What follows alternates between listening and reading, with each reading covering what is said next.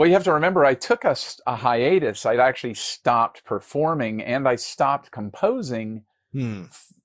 as the millennium came because I was starting to get too active uh, in music to the point, I'm not saying in a negative way, I'm just saying what, for my conversion, I realized that I was moving towards a place where I would have to be gone all the time to sustain Hmm. what was happening. I was starting to get lots of opportunities and lots of, notoriety in a good way. And uh, so as that started to occur, I started to also realize that I was going to have to be gone most of the year in performing and playing.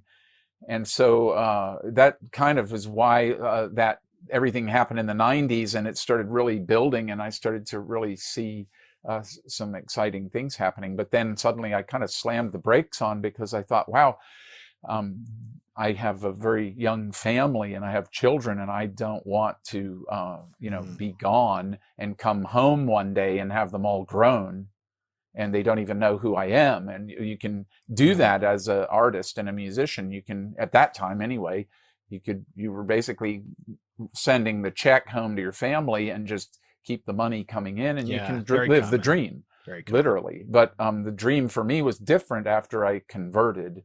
Yeah. So that's why all those things happened in the 90s and then it kind of like stopped and I've been unpacking a lot of those things over the years that I went back to when I started to play again and perform Yeah. again.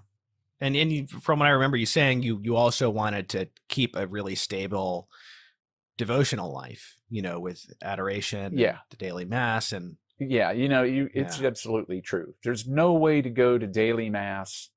You can't get four rosaries in on the road in the life as a musician. I have lived that life. I did that before 91 Hmm. and I knew what it was like. It wasn't like I wondered what would happen. I knew what I was getting into.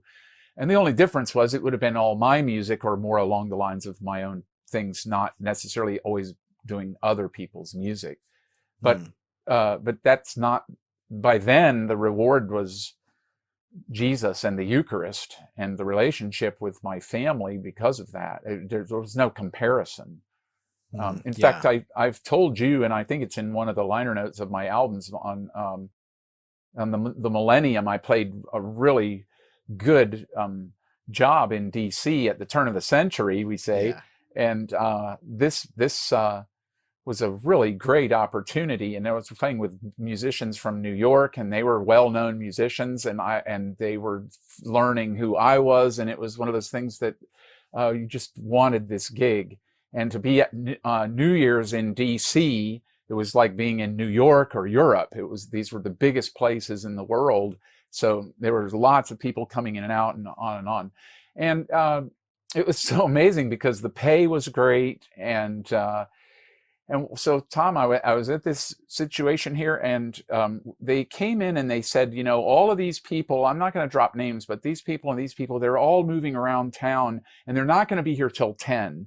Originally, they were going to be there at 9, and we were supposed to start at 9 and then play on into 1 or 2. So basically, that's what happened. The guy in charge of that building and that event came and said, "You guys you'll start at 10 because the parties are all moving around. There's a lot going on. They'll be here later."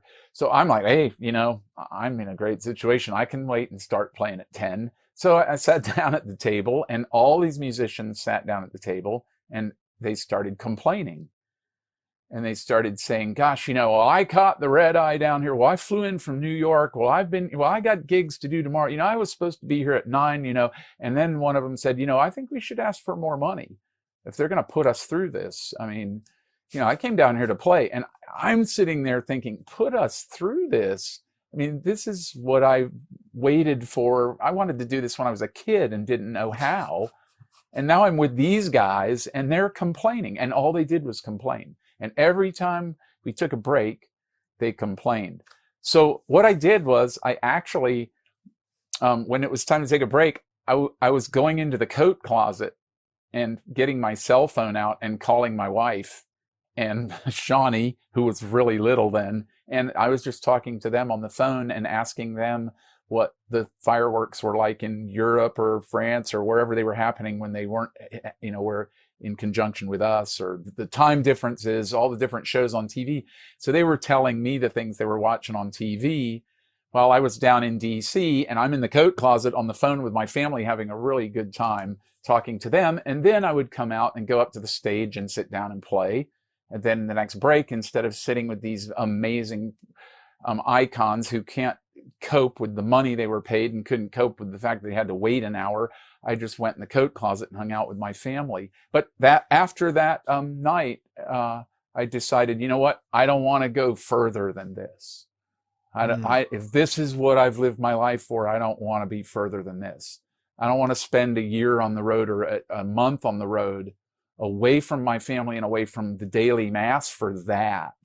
Because in my opinion, everything we had was amazing and golden and a gift from God, and none of them appreciated it. And I just didn't want to do it anymore. So I didn't quit music because I can't. I'm an artist. It'll never go out of me. It's not possible to do something else or be something else. But I didn't need to perform like that. So that was really the kicker. Yeah, I've heard you tell that story many times. I'm glad we got it on the podcast for people to hear, because it's a classic. Yeah, it's true. It's really true. It changed everything. And then the people would call, and I every time I got a call, I'd say no, and then I kept saying no, thank you, and I was always polite. I always said no politely, and then after about a month and a half, the phone wasn't ringing as much, and then all of a sudden, it wasn't ringing at all, and I knew that part of me was gone forever. So, and I've never missed it. I haven't missed it at all. Yeah. But it's a phenomenal thing to have given up a career so I could be home with them and end up doing an album with them. More people should do what they love and follow their dreams, and we should encourage our children to follow where their heart is leading them, because that's what God gives them. This is what God did for me, and then he gave me children who could fortify my decision to love him, and I never had to change careers. That's really, Yeah. I'm really happy for you. Yeah. Yeah.